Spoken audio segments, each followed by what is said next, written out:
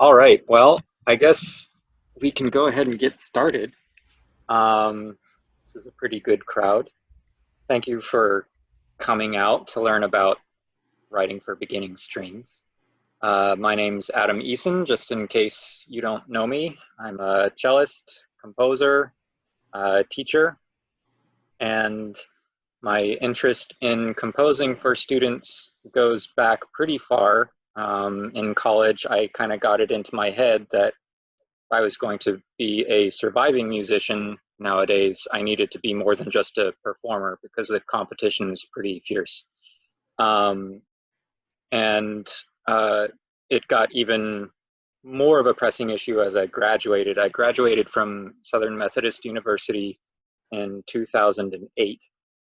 And I basically was done with school. I didn't want anything else to do with any of that whole academic process. And I went straight to teaching private students. And, you know, when you're getting a performance degree, they don't exactly prepare you for teaching privately. And I had to figure out what was I going to give the students I was teaching. Um, and there were some things that were kind of ready-made. Of course, there's the Suzuki method, very famous, very widespread. Even I had Suzuki songs taught to me back in junior high. But if you look at the table of contents for the Suzuki method, it's a very short list, and it's all either folk songs, which are great, or classical tunes, which is also great. But there's basically nothing new, at least in the books themselves. I think this is something the Suzuki teachers recognize as a problem. They have a pretty substantial supplemental list of books to add to you know, some of the gaps that are in the Suzuki method. But at the time, I didn't really have access to that. So I was like, well, I guess I need to figure out how to compose for my kids and figure out how to make that work. So in terms of like what made me want to come and give this presentation was I saw the ooh, somebody's here. I saw the In Good Hands concert back in 2019, and I was really impressed by what I saw. The students all performed excellently. There were a lot of excellent compositions. And then I was driving home and I was like, it's all pianos. um, and it occurred to me that, you know, that's probably not an accident. A lot of people who compose and go into composing, their instrument probably is keyboard. I mean, it's a great instrument to teach composition on. And, you know, you have, when you're writing for just a single student or writing for any students, it's great because you have the melody and harmony all laid out. And as string players, that's not a luxury we really have. So I'm going to talk about some other approaches to um, writing for ensemble that can help sort of massage things and give you maybe some different ideas of how to approach ensemble writing so that you can create a full work. I'm going to step back and talk a little bit in very general terms because I'm not going to make assumptions about who here has or hasn't composed for students of any type. So this would apply for strings, piano, winds, voice, whatever. And I think, you know, when I was brainstorming different, I guess, creative blocks that might happen or prevent people from writing for students to begin with, I realized that the mindset of how you approach writing for students is really, really important. I think that from what I've seen, people I knew shied away from writing for students because they had some sense that obviously if you're writing for students, their technical abilities aren't as well developed as a professional's, sort of by definition. but either the acceptable like boundaries or limits weren't well defined enough in their heads that they knew what to work with, or they felt that those boundaries became like a creative constraint. So I think the first thing that I was thinking of was, are you approaching with the mindset of composing with constraints or composing from what's possible? If you focus on what you can't do, it makes it a lot harder to pay attention to and work with what you can do. So a lot of what I'll talk about today, I mean, it's going to be very basic, but it'll lay out a kind of an approach from what is possible technically and what tools you can build with those techniques. The second hurdle that I thought of was, are you approaching it with the mindset of composing something that's easy, in quotes, or are you composing with the mindset of something that is accessible to the students? My preference is that you approach with the idea that you're writing music that is open to and accessible to the students, because easy music can easily lead to boredom, for one thing. Like, it's easy to become too simple. But on another side, I'm sure all of the teachers here can agree that students can rise to some surprising challenges as long as they feel like they can achieve them. So, you know, making something accessible to me means you're taking idiomatic writing into account. You don't have like unintentional difficulties that kind of pop in and make something really awkward and it feels weird or bad to play. Or even, I mean, worst case, it's actually literally impossible. And so I'll have a short PDF of some common problems that can pop up when you're not aware of or not paying close enough attention to some common compositional tools, and how they can bump against our string technique and create weird moments or things that are maybe more difficult than you were expecting or hoping for. And that kind of brings me to the last point. You're still writing music. Just because it's meant for students doesn't mean you have to or should compromise your artistic vision or integrity. I mean, the pedagogical literature is littered with amazing pieces.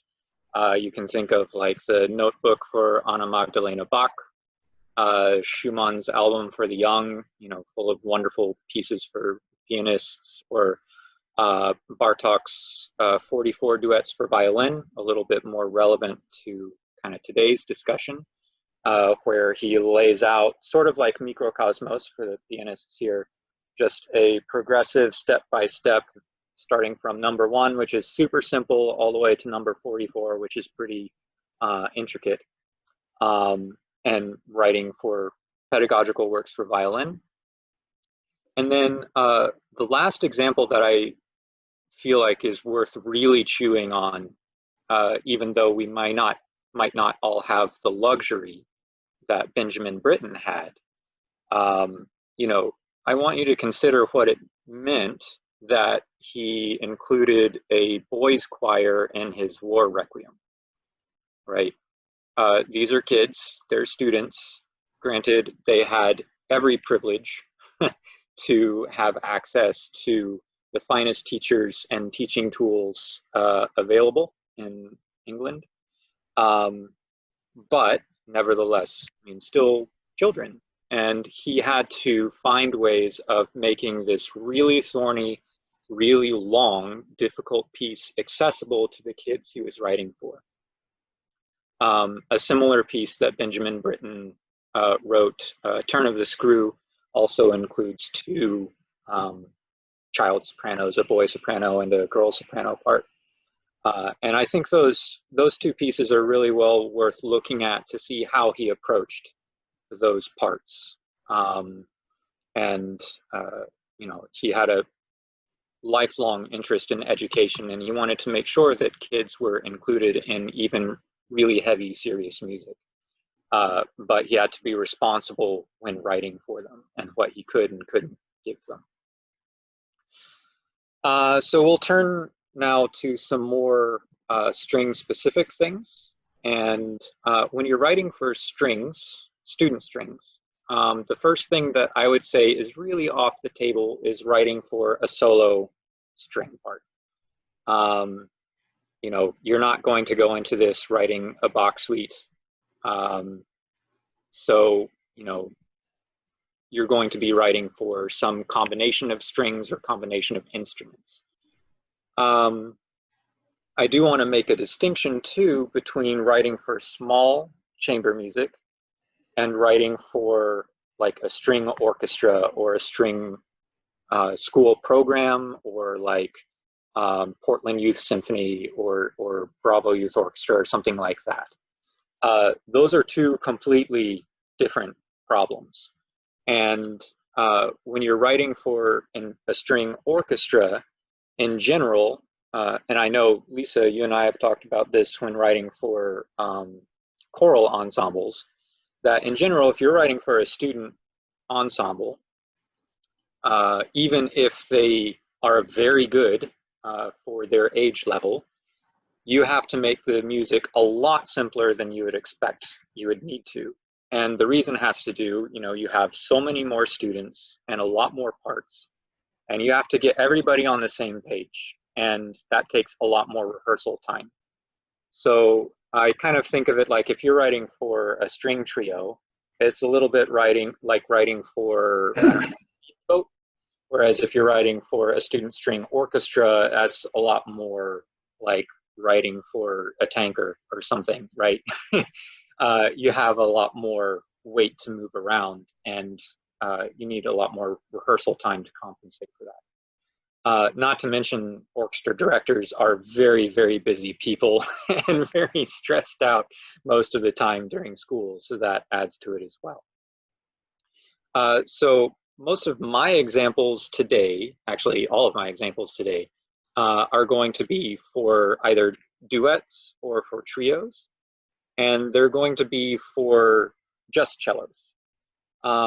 There's a really strong advantage to writing for a uniform ensemble, and that is the primary way strings and winds and vocal musicians learn music, other than their school ensemble if they have it, is with a private instructor.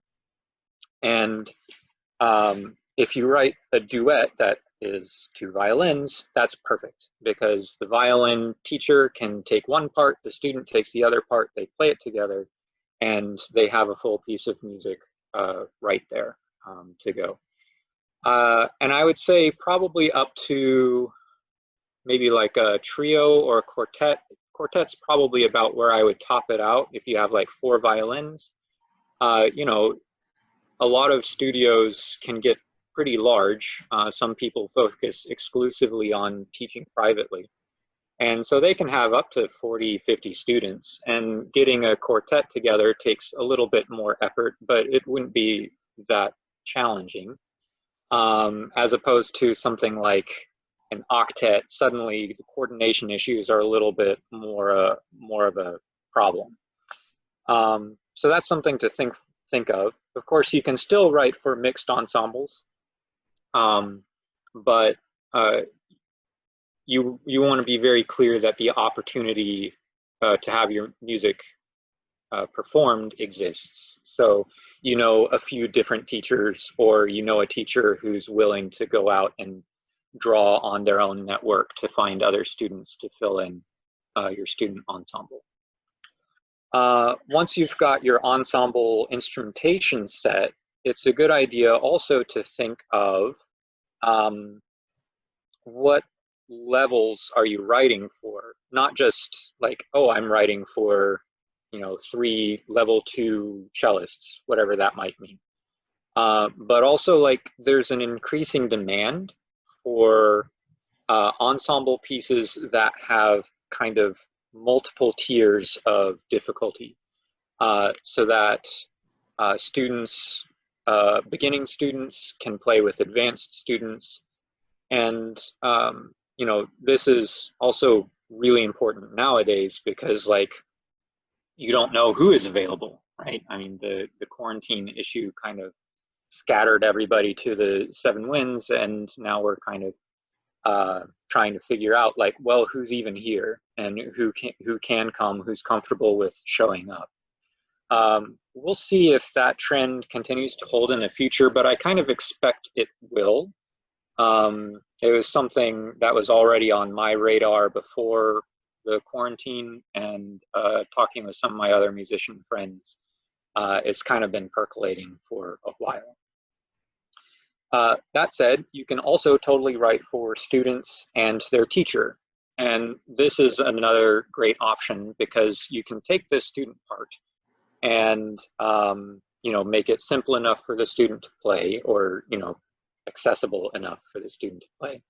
And then the teacher part, you know, you've got at least, you know, maybe not professional level, depending on who they are.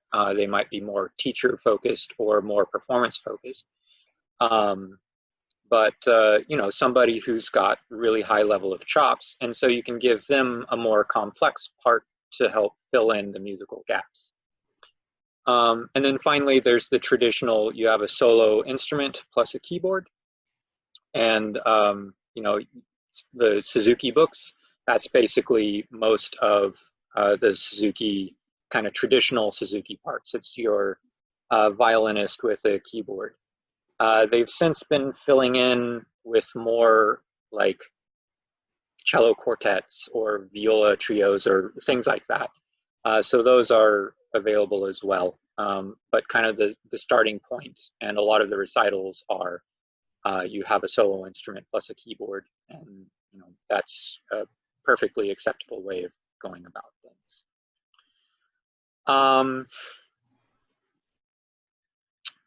So I guess next I'll just go into some string, very basic level string technique, and how we as teachers approach teaching beginners.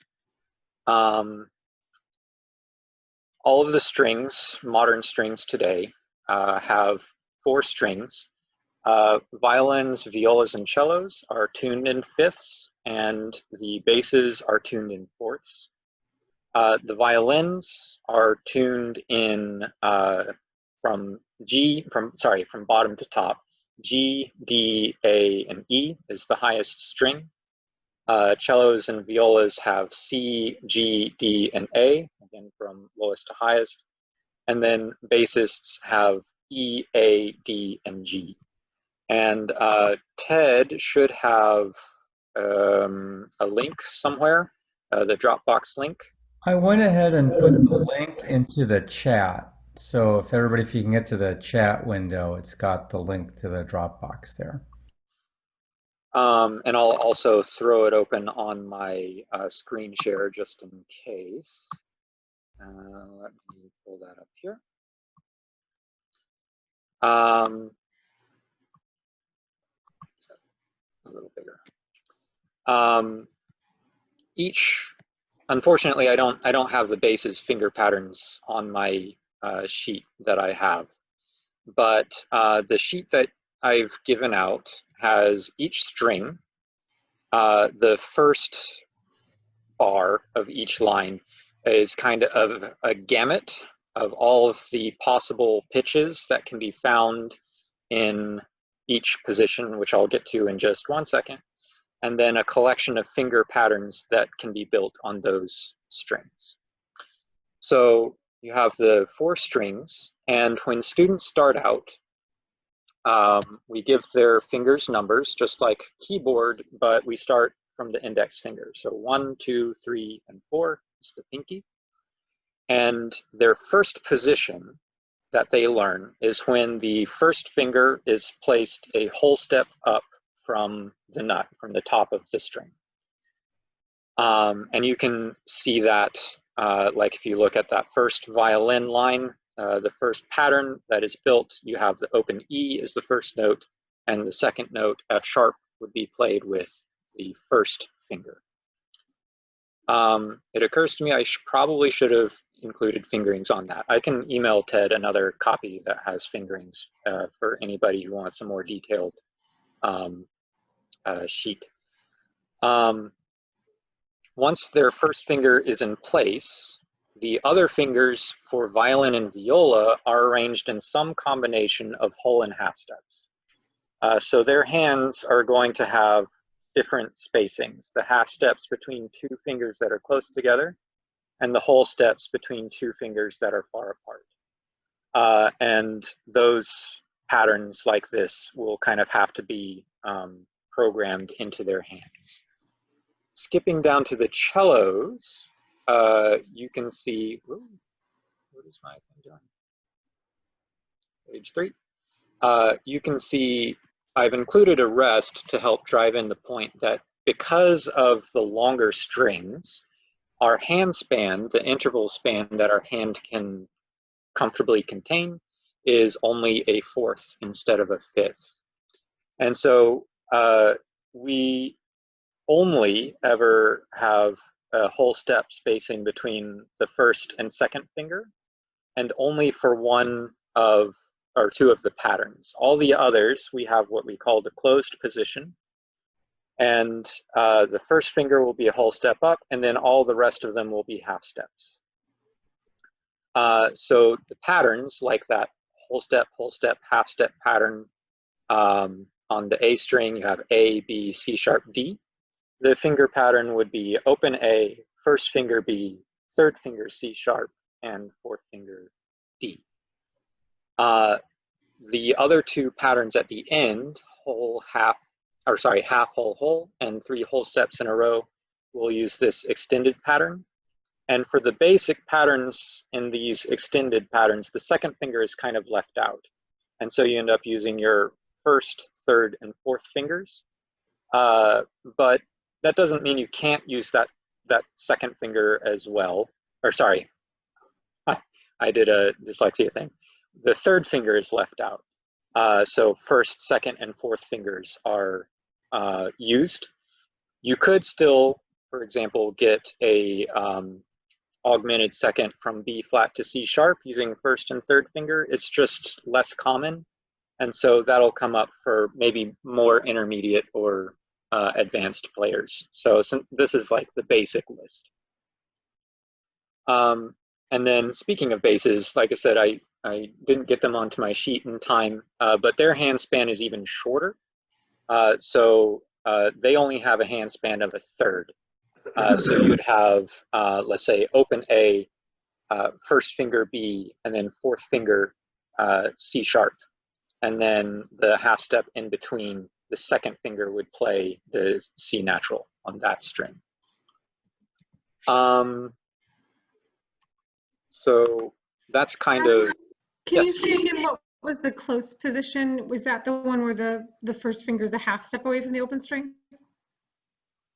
Oh, the close position for the cello is just when there's no whole step spacing at all.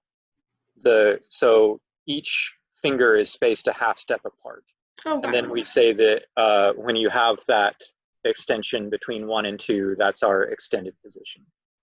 I guess it's worth saying we only ever on cello have the extension between 1 and 2. There was a time where they tried to have extensions between all of them, and then Jean-Louis Dufour said, no, that's nonsense, don't do that, just this. And he kind of revolutionized cello playing, but I won't get into that.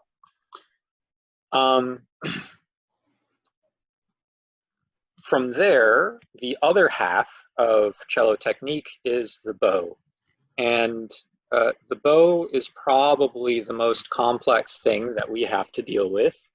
It controls our not only producing sound, but also our articulation, our dynamics, any kind of slurs, and all the rest. It's a very involved process, but for now, mostly at the beginner level, kind of like use some restraint. Like we know staccato and legato. You can slur maybe a couple of notes at a time. Maybe like up to 3 is okay. And there are some other examples, but I think with that laid out, I'm actually going to show a video of what I titled my single string suites. So in the Dropbox folder, there is a score for single string suite number 1, and I'll also screen share the video, which will have a also have a score as well. So let me get that going. And my conception for the single string suites was actually a kind of composition challenge to myself. And the question I asked myself was, can I write a full song that is interesting and compelling to listen to if the student part is restricted to a single string? And then I was like, well, if I'm going to restrict myself that much, I might as well restrict myself to a single finger pattern as well. So let me just double check to ensure I have my sound share on as well. Okay, so this is about 3 minutes, and I'll just full screen this.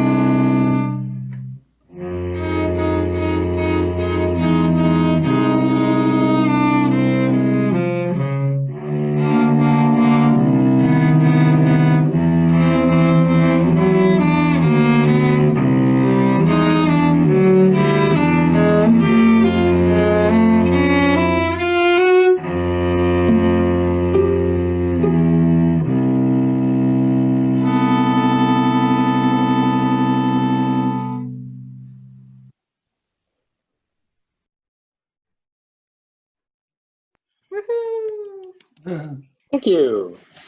So in this case, this was using one of the ensemble strategies I mentioned earlier, where you have a student part playing alongside a teacher who's kind of helping fill in the musical texture.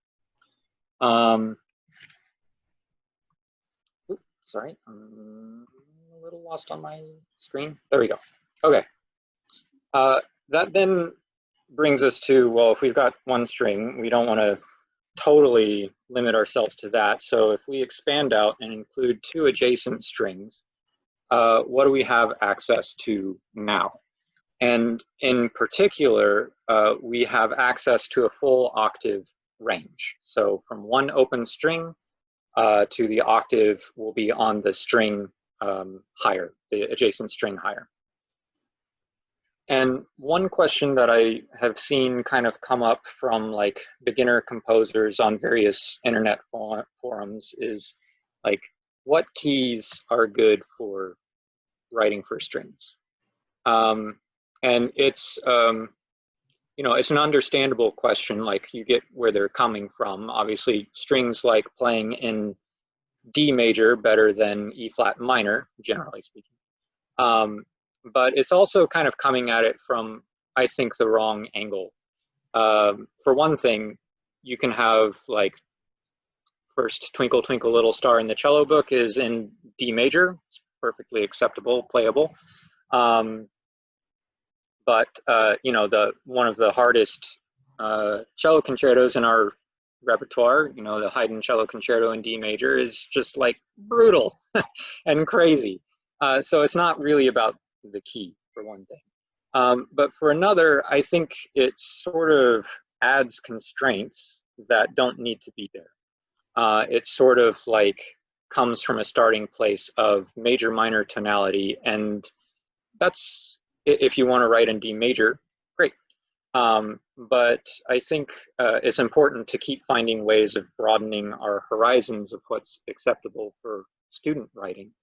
And you can actually find quite a bit of compositional space if you kind of come at this from a lateral direction. So I'm just checking, do I not have, okay, so I guess I didn't put my scale list, didn't make it into the Dropbox. Let me screen share that real quick. Here we go. So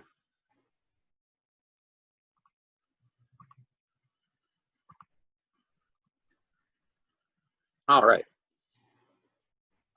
So the first step is that you can combine some of those finger patterns, those whole step, half step patterns, kind of recognize that they form tetrachords, and then combine tetrachords on adjacent strings. So in this first example, you have in the first two measures a D major scale using the whole step, half step pattern. And then you also very naturally have a Dorian scale built from the whole step, half step pattern. And then I also included, as another example, you can kind of mix and match these patterns to get access to essentially all of the Renaissance modes. So this is a D Lydian mode. And also other more unusual modes if you kind of swap things around and mix and match to your taste. From there, we can also take that same range and just move the fundamental around. And this is kind of the medieval chant trick, right? The Hypodorian and Hypomixolydian and stuff. And so you can take, you know, two sharps and go, okay, in two sharps I have access to D major, but, you know, we're 21st century musicians, A Mixolydian, E Phrygian, you know, using a different finger pattern. These are totally awesome. and not at all difficult for students to get into once they kind of recognize their finger patterns. Now, depending on your ensemble, if a single octave range is kind of feeling a bit limiting for your ideas, one trick that you can do is, still keeping with 2 strings, 1 octave range, just split that range between students in the ensemble. And that process can just take your major scale, and instead of a single octave, pretty easy to split it up between different students and get, access to, in this case, 2 octaves and 2 octaves and change. Can I ask a question? Yes. When you're using the different modes, do the students know that, or are they just going by fingers? And my students will, because I teach the modes, but you don't have to know the name of the mode in order to get the students into it. And it can just be like, oh, you just put your fingers here and use this finger at this place. And I've taught that way a number of times, because sometimes it's like, well, we can't worry about theory now. I have to get you into the music. And then I'll back up and teach the mode context. Shameless plug, I actually have a book of scales that uses this concept to help students learn the different modes. And I call it Adam Eason's Big Book of Boredom and Tears. And it goes through all of cellos can't do Locrian in first position, but yeah, it goes through the 6 of the modes and has a bunch of different rhythmic patterns to help keep things a little bit interesting. Yeah, so good question, but they won't always know, like, oh, or even need to know, oh, this is E Phrygian. It's like, well, okay, you don't have any sharps or flats, and here's the fingers that go with these notes. It's going to be pretty common. That said, if you write something in E Phrygian, you can totally say sonata in E Phrygian, and that will force them to learn it. So that's totally okay too. So Adam, Yes. when students are learning strings, are they in the Suzuki books and the standard rep? Are they typically starting with songs that are just on 1 string and then on 2 strings? Is that kind of how the pedagogy is built? So it kind of depends on the school of teaching that you are part of. The Suzuki songs just dunk you right into Twinkle Twinkle Little Star after a few kind of preliminary exercises. And that would be played on 2 strings. Some of the other, I think, let me remember how to say it, Sossman House starts on single strings. And if I've got the right, there's a bunch, but if I've got the right one in my head, they actually start with like hot cross buns, a very limited pitch range to help teach these finger patterns. And I actually taught a little bit of this method at the Cedarwood School when somebody from a related school, a different Cedarwood school, came in to teach for a day. And they actually teach hot cross buns using the different whole step and half step possibilities to kind of help teach that concept. But Suzuki doesn't. Suzuki is entirely by ear and by fingerings. So it's like, all right, you'll use open string, open A, first finger B, first finger B. And Suzuki doesn't really even teach, well, they do teach the D major scale, but I'm not sure that they would necessarily call it that right at the beginning. They might say this is a D major scale, but not explain the ins and outs of it, and just say this is just an exercise that we'll be doing. Yeah, Suzuki method is also very major minor oriented. So you learn, for violins, they learn A major first, violas and cellos learn D major first. They start with the highest pair of strings, and then learn a bunch of different songs on those two strings, and then they start transposing those down to each other pair of strings. And that's actually where I got my idea for my scale book was, well, if we can do that with major scales, we can do that with the other modes. Interesting. So like in terms of thinking about like the most beginner students to moving into intermediate, like is that like number of strings that they're using in a song, is that something to keep in mind? That is a somewhat complicated question. Okay. But so the way I would think of it is, because I do want to talk at least a little bit about shifting down to second and third position as possibilities. The way I would think of it is that expanding horizontally is one axis of difficulty, and then expanding vertically is another. And so if you expand horizontally, you probably want to limit the vertical range. And if you expand vertically, you probably want to limit the horizontal range. And Suzuki more or less stays with that kind of approach. Stossman House, I'm not as familiar with. That was new to me when we had the teacher come in and give the workshop. That's really interesting. It's super different than how we teach voice. So this is very helpful. Thank you. Yeah, for sure.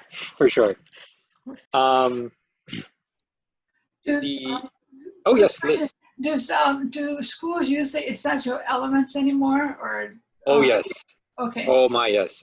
So Essential Elements is the book that I worked with in junior high, and some of the junior high students that I teach here, their teachers also use Essential Elements, and they start with D major as well across the entire orchestra, because that's kind of the common key for all of the strings. And so all of the strings can play the same song on the same pitches, obviously in different octaves.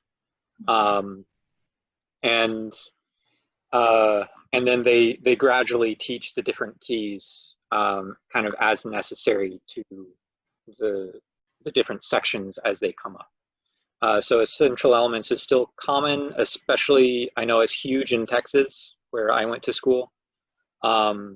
I'm not as familiar with other states, but I mean, yeah, like I said, I've heard of teachers using it here too, so it's pretty widespread. Suzuki method is almost entirely taught by private instruction, kind of in groups. So you have a group of violins, and then the teacher leads the violin group, and then they split off and do individual lessons. So it's not an orchestra, it's just like a group of violins or a group of cellos or a group of violas. Okay. Something that you'll see Bartók use in his 44 duets is mixing modal possibilities between the two players to create mixed mode patterns. So here I've got like 3 violins playing different finger patterns on the different strings, and you can make some kind of mixed modal context available to them.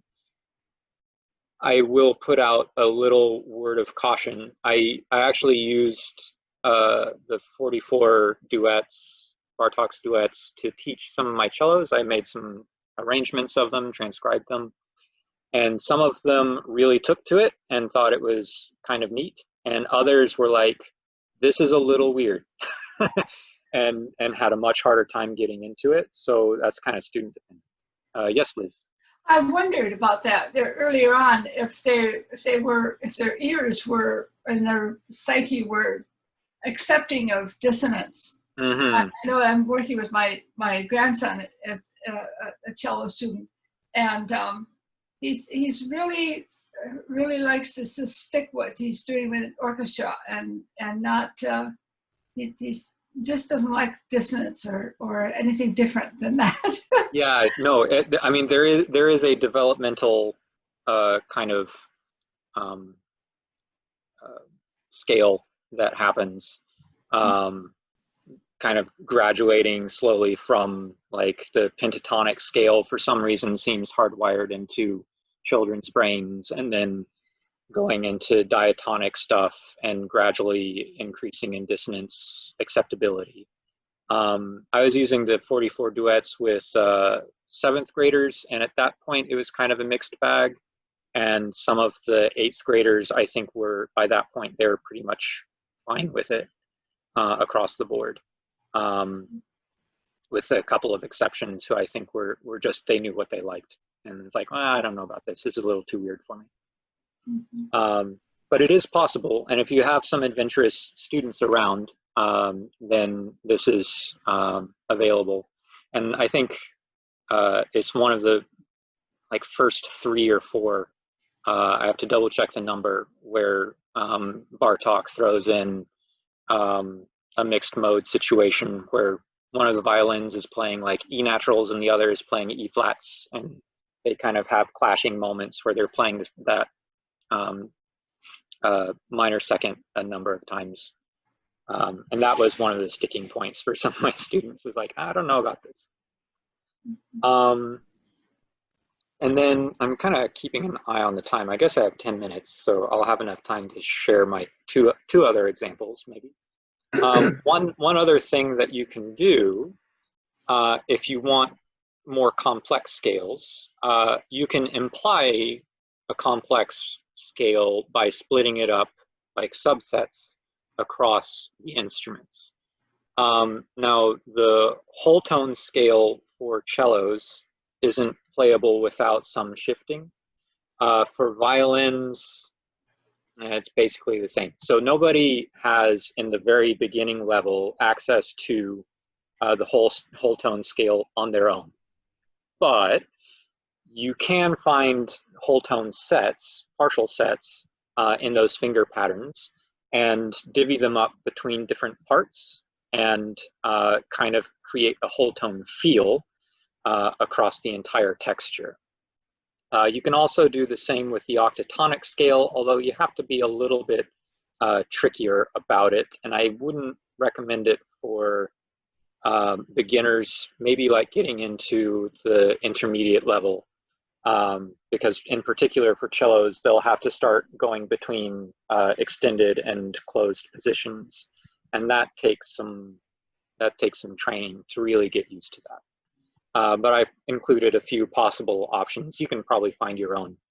I'll point out in the top cello part, can I highlight this? Yeah. Across here, maybe. No, maybe not. Kind of down here. This is using that extended pattern with both the 2nd and 3rd fingers. So again, a little bit more advanced than beginner. I wouldn't throw this at somebody who's only been learning cello for like a year.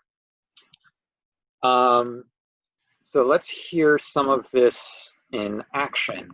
I will start, actually I don't have the first example on YouTube quite yet. So let me pull up.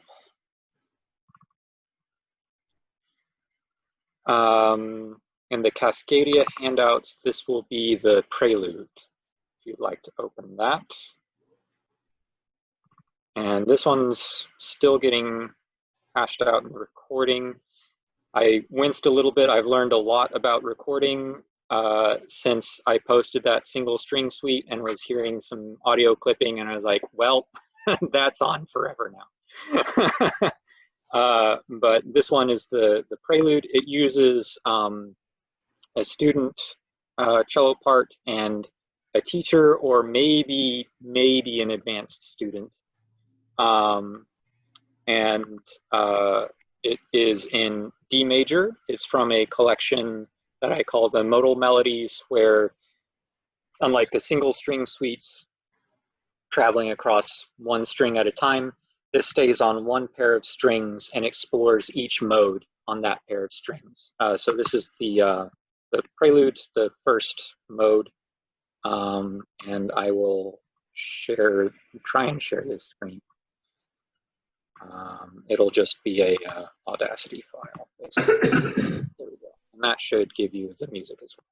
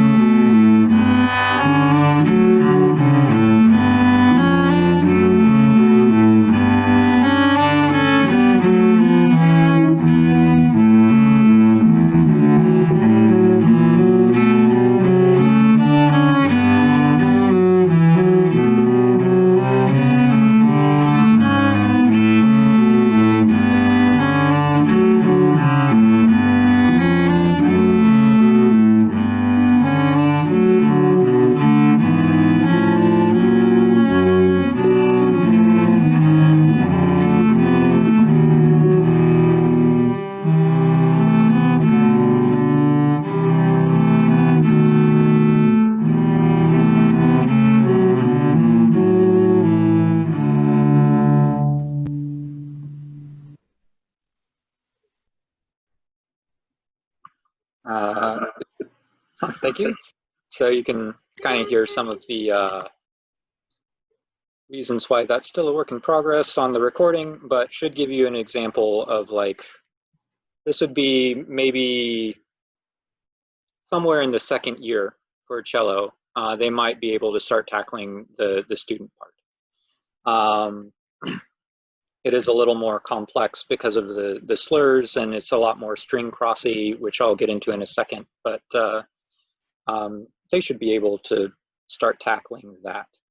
The next one is on YouTube, and will demonstrate kind of what I was talking about, where you can create the whole tone feel by splitting up the set between the two players. And that one will be here.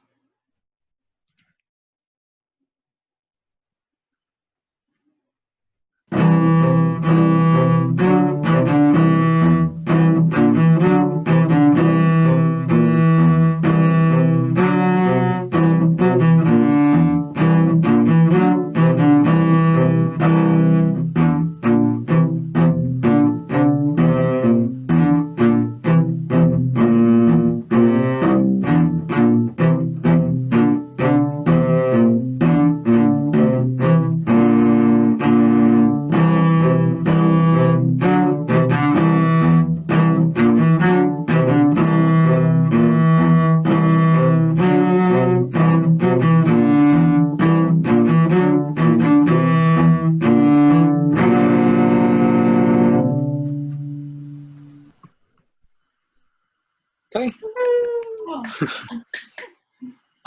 And then to kind of show, this would be more advanced level cello, maybe third year, might be pushing it, maybe 4 years. This next one, also from the set of animal crackers that I'm working on, is the Goldfish, and it's going to explore the full chromatic range of first position, still limited to 2 strings. So that will be this one.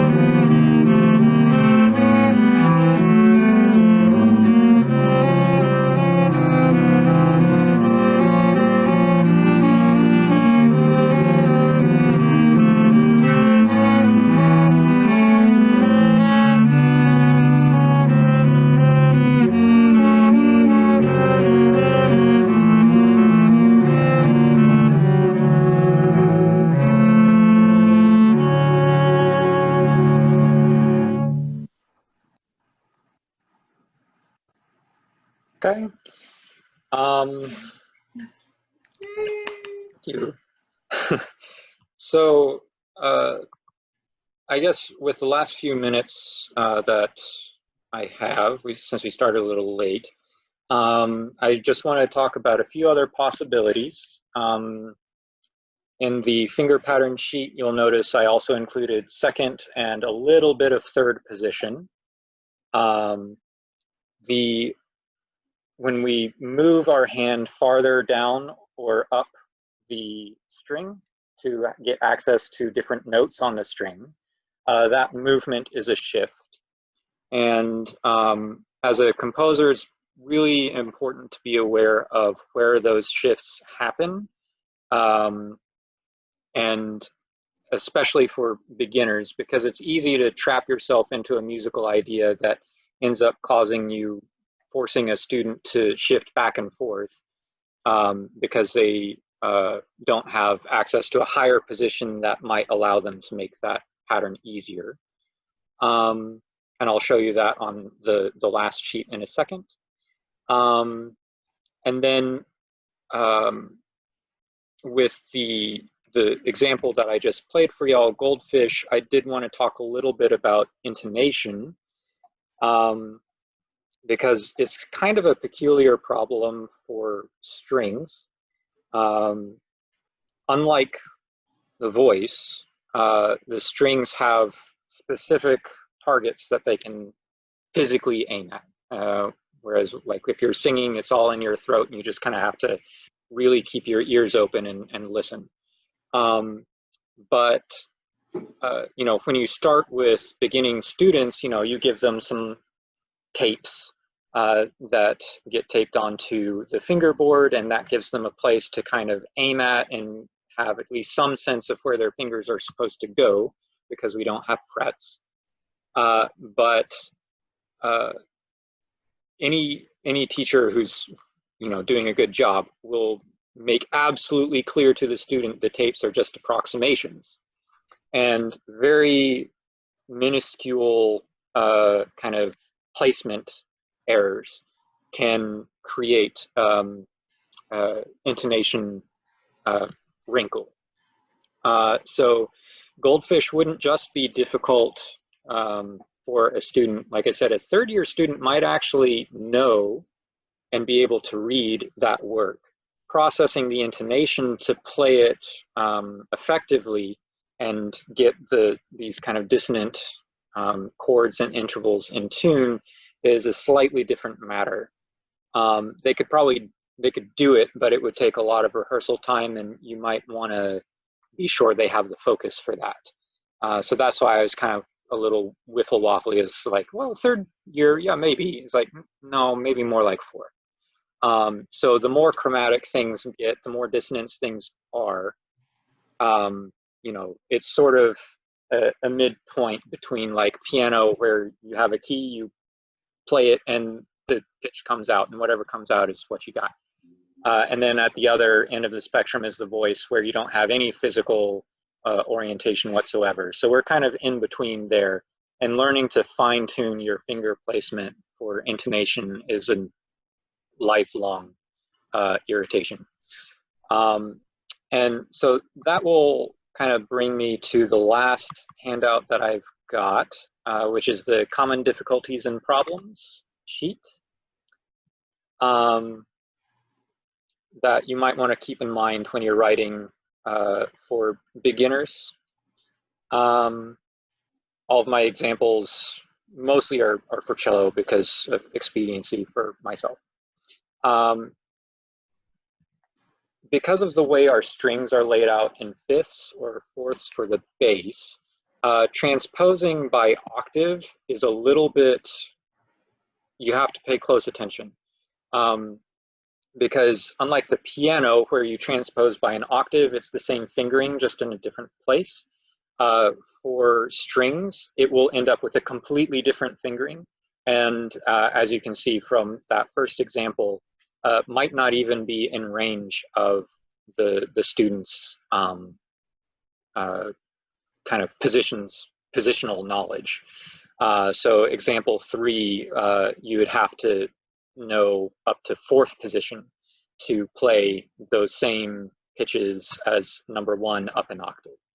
However, transposing by fifth, and this is what the Suzuki method and what I do, transposing by fifth is totally natural. As long as it stays within like a 2, maybe 3 string range, you can transpose from one pair of strings to another and have like an octave range down another string is fine. That's totally okay. Another thing that I didn't really have time to get into were string crossings, but they do exist and they are challenging. So in this example, number 1, it's all on the B string, somewhat easy, only made difficult by the number of notes under the slur. But if you transpose that up a third, suddenly there's string crossings all over the place and it becomes a really thorny problem. So number 2, even though it's musically the same idea, string-wise, technically, that is quite advanced and is not something that you would want to give to a second-year string player, as an example. Moving to the next example, a similar problem. It just because 2 notes work on one pair of strings doesn't necessarily mean it will work on another, or by transposing it. And this is another example of octave transposition causing problems. Number 1, that can be played very easily from the C string to the G string. Number 2, if that player only has access to first position, they're going to have to skip that slur from the G string all the way over to the A string. So that's totally not okay. I mean, for string writing in general, you want to avoid slurs that skip over a string. So that's something to watch out for. And then I included those same 2 notes, totally okay for first position viola or violin because of their wider hand span. So they can play those 2 notes within their hand span pretty well. The next example is kind of what I mentioned earlier. Use care that your musical ideas don't create excessive shifting. So number 1, a student who only knows first and second position is literally going to have to shift from that B to that E every single note. Number 2 evens that out so that they only have a couple of shifts, but it's still a little awkward. And then you can smooth out that whole passage simply by moving that extra B up a whole step or even a half step. And that totally works fine, depending on how fast you're expecting them to make that shift. And then finally, again, that octave problem, going from an open string to the octave, the next string up, is totally fine and actually part of the Suzuki pedagogy for learning intonation. You tune that octave to the open string. But if you're not paying attention, your musical ideas, like in number 2, might cause some awkwardness by skipping over 2 strings instead of 1, or in number 3 would require shifting of some kind in order for that to be playable. So those are just a few common problems that you want to be aware of as you begin writing for strings, which I hope I have convinced you should do. It's totally possible. It just requires some basic string technique knowledge and you know, a little bit of thought. If you'd like, I can write up a kind of recommended reading list. I thought about it, but I was like, I'd have to do some extra reading on my own, and I didn't have time to include it for today. So that is it. I guess if there are any last questions. Yeah, I have a question. You kept talking about the handouts. Where were the handouts? Oh, maybe Ted had linked a Dropbox in the chat. So the chat button is at the bottom of the I should have been screen sharing all of them just in case, but Sorry. And I found them. Now I can't get back to you, but can I Sure. print these out? Of course, yeah, Oh, by all okay. means. So I can print them later. But how do I get back to you now? Oh, I have no idea. Oh, okay. As you know. Please. Okay. Your music is wonderful I mean, it's so, it sounds great. It's not just, Yes. Love it. Thank you. I really appreciate that. Yes, it does sound very nice. Ted, how do I get back to you guys? So you probably opened it up in your web browser. So you need to like close your web browser or minimize it and go back to your Zoom window. Oh, there it is. Yeah. Okay. Yeah, okay. Welcome back. Adam, what do you suggest for those of us who write these? What's the best way to try to share them with other string teachers? Because I think like when we are involved as a performer in our instrument, we tend to know like a lot of the same, True. like a lot of people who teach the same thing we do, and so I'm curious what your tips are for those of us who don't have tons of string teacher friends. I mean, Sure. I guess once we really think about it, we probably all do, but do you have any suggestions for that? Well, you give them to me. Write stuff for cello and give them to me. Yeah, that is an excellent question, kind of breaking outside of the box. Honestly, I didn't give that question much thought coming in, but one thing that you could do is a lot of ensemble directors have a good number of string or wind private instructors on like an email list. So if you are part of like a school or you have like an ensemble somewhere and you know a director, that's a really fast way of putting the word out, because they can spread that like an email blast to all of their instructors and let them know that, hey, there's these local composers who are writing music for strings, and they have, maybe we can put together an In Good Hands string concert or something a couple years down the line. And they're looking for interested students. So that's a really good way to do that, is to network through school directors. You could probably do something similar with like Portland Youth Symphony, I think, has a private instructor contact list, and they could probably give that to you or make an email blast for themselves. And I'm still kind of a new Portland transplant, so I'm not sure exactly the interest in new music kind of in terms of like just this area. Texas could be a little bit conservative, but my sense is that Portland is a lot more interested in new music. Nice, thank you. I'm going to have to leave. Oh, okay. Thank you for coming, Dennis. Okay. Hi, Dennis. Hi, Dennis. I just Hi, Dennis. zoom out of this. How do I get out of this? Just Click the red button at the bottom right. It says leave.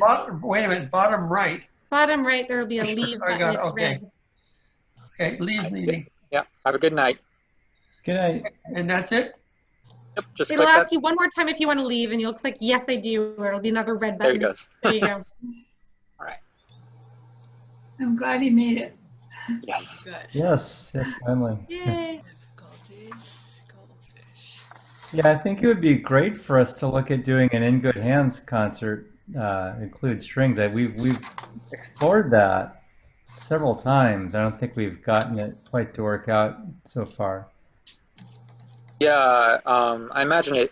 I mean, it seems like it takes a lot of coordination just to make the piano one happen here. But I'd be totally on board. I mean, my Waldorf kids have loved me bringing in new music to have them explore and play. And in general, I mean, like just writing for your own studio is just a great way to kind of connect with your students. That's awesome. It can be a little challenging in the voice area. Like the students come in, they want to learn their songs from like Frozen and from, the musical theater show, or Sure. you know what I mean? Or like, Yeah. I mean, I think there's also kind of like a certain threshold. We have to have like a certain number of students so that you have some who are game. You know what I Yeah. mean? But, sometimes it can be a little tricky. It depends on the personality so much, For sure. So, but, well, thank you all for coming out. I enjoyed giving this presentation. Yeah, very much. Don't Hey, that was turn awesome.